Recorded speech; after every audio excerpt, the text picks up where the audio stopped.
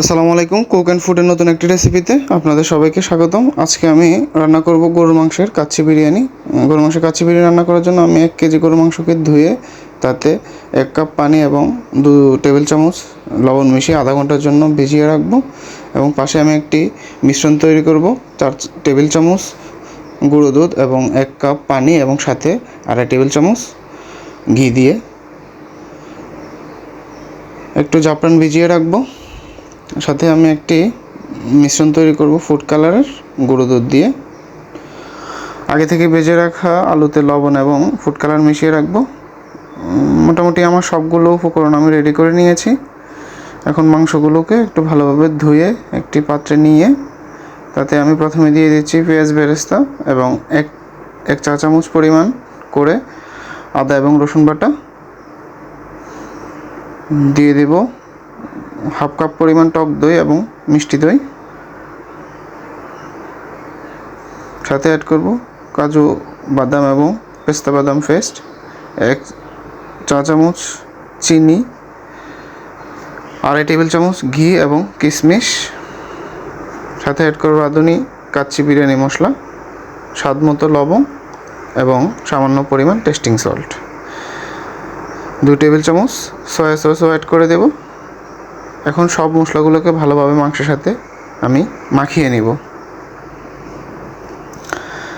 সাথে আমি কয়েকটি কাঁচামরিচ দিয়েছি, যার মধ্যে 2-3টাকে আমি মাঝখান থেকে ভাগ করে দিয়েছি।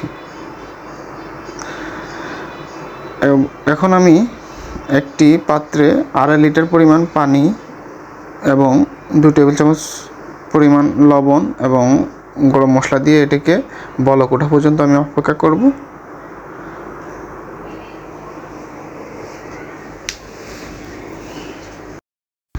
ততক্ষণে আমি ম্যারিনেট করা মাংসের উপরে ভেজে রাখা আলুগুলো এবং আলু বোখরা দিয়ে দেব, দিয়ে এটাকে আবার ঢেকে রাখবো।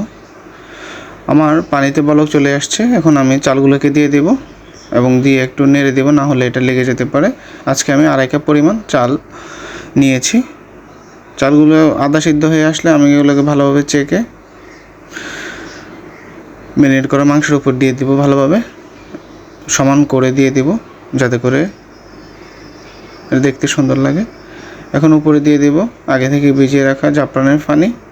জাফরানটাকে একটু আমি ছড়িয়ে দেব। এখন অ্যাড করব দুধ এবং ঘিয়ের মিশ্রণটা। এখানে 1 কাপ পরিমাণ রয়েছে। এখন দিয়ে দেব কালারের জন্য ফুড কালার মিশ্রণটাকে আমি ভালোভাবে ছিটিয়ে দেব এখানে। এখন আমি দিয়ে দেব হচ্ছে পেঁয়াজ বেরেস্তার বাকি অংশটুকু। পেঁয়াজ বেরেস্তা দিয়ে আমি এটাকে এখন ভালোভাবে সিল করে নিব। সিল করে এটাকে আমি চুলার উপরে বসিয়ে দিয়েছি। 5 মিনিটের মতো আমি এটাকে হাই হিটে এবং 1 ঘন্টা 45 মিনিটের মতো লো হিটে রান্না করতে থাকবো। আমার রান্না হয়ে গিয়েছে। এখন আমি এটাকে দেখব।